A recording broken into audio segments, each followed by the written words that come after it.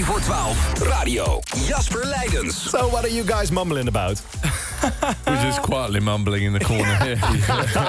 It's totally unintelligible, but it's just mumbling. Just another evening. Exactly. Je luistert naar 3 voor 12 radio. In de studio Franc Moody. Je hebt ze net al kunnen horen in de 3FM Livebox. I see John, I see Ned. Welcome. Thanks for joining me today. Thank you. Jasper. Thanks for having us on. Yeah. Because you're on this tour. Yesterday you played in Tivoli in Utrecht. You did a little in-store gig in a record store in Utrecht. How does this, what you just did, fit in a record store? So it's just the two of us actually. It's this afternoon in the record store. So yeah, it's just myself and Ned, and we take all our equipment down, and basically the drummer Dan and bass player Rosie just turn into a laptop for the afternoon. So that's basically how we get around that one.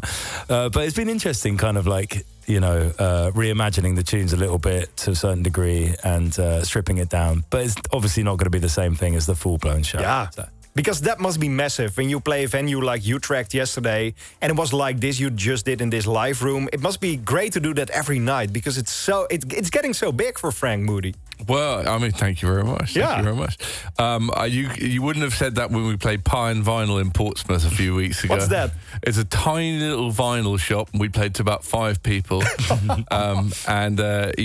There were 3 people too many in the crowd that day. It was a very, very small shop. But playing gigs with this group is just fun, and also changing the set with the new record. Yeah.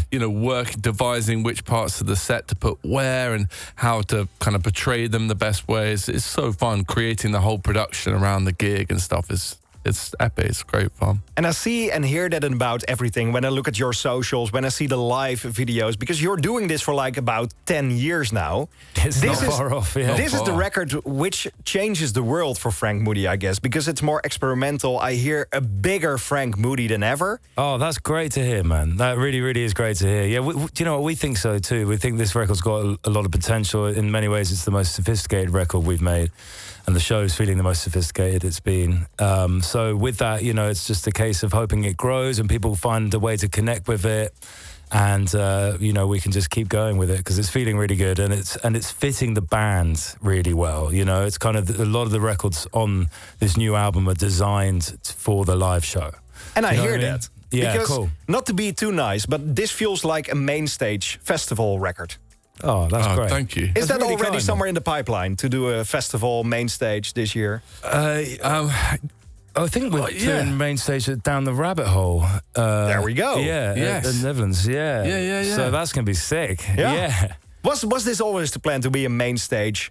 I think when we first started, to be honest, when we first started working together, we wanted to be writers rather than bands, and that quickly morphed into a whole project with a band. And but then when the band came into play, we've always been really ambitious, really, with the stage production, the records and stuff like that. So it's definitely a main stage. That's a real aspiration for us to play bigger crowds. Yeah. But that's not to say that playing the smaller tight packed rooms is still, you can't beat it when you're really there with the crowd and stuff like that, and everyone's sweating and there's a stench of body odor in the air.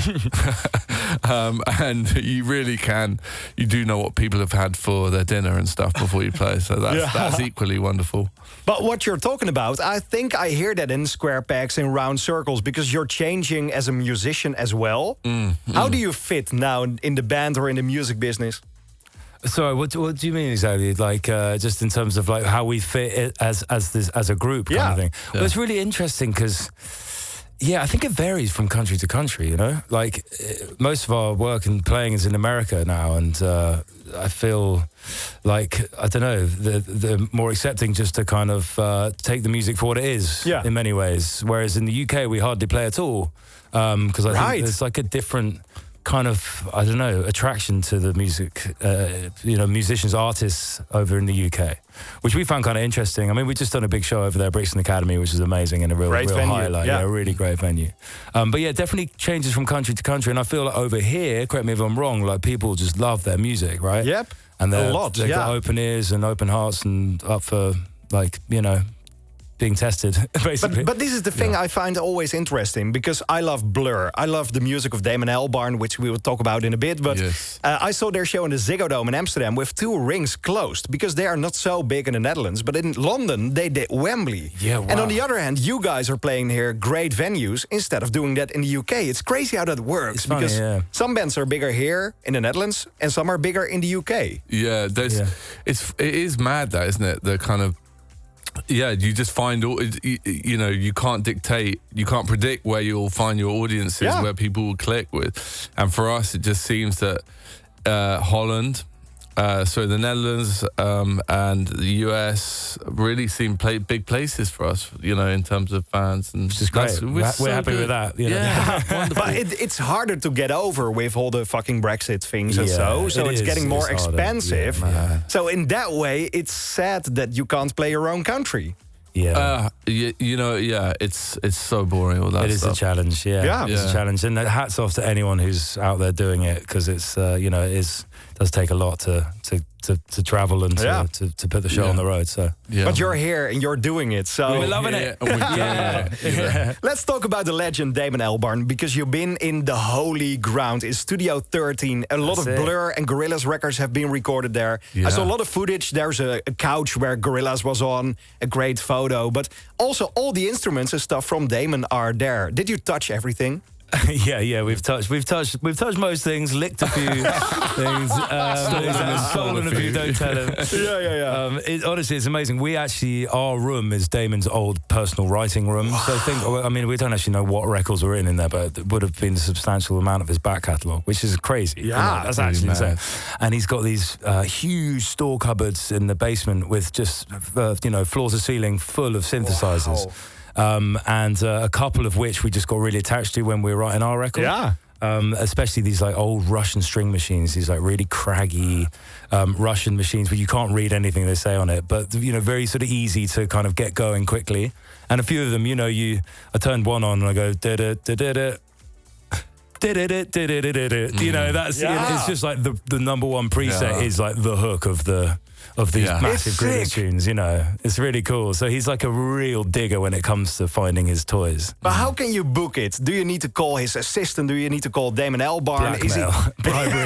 Yeah, exactly.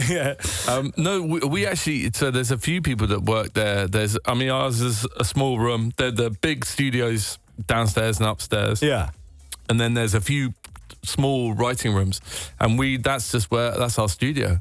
That's awesome. You know, we share it with someone else, and it's a lovely vibe, isn't it? It's very inspiring. All the engineers there are really young and just like really interested and love archiving his equipment and working with these amazing people every day. You know, you see crazy people. We got London Grammar next door to us. Wow. And there's nuts people working there. Yeah. So this is the way to get on the new Gorillaz record, I assume, right? That would be, oh my God, it'd be insane. We'd also love him to just to maybe do a session with us one day. You never know, he's literally the busiest man in the world. He's doing insane. He had 2 #1 records 2 years ago with Gorillaz and Blur. It's crazy. And then doesn't stop working. Suddenly he's out in Paris at the moment, right, doing an opera, and then he's going on tour with the Gorillaz, and it's mental. So that's why his studio is free every day. Vanavond in the studio, Franc Moody. Please go back to our live room because we need to hear more of this fucking great music tonight. Play some new tunes. Thanks for being here, guys. Thank you.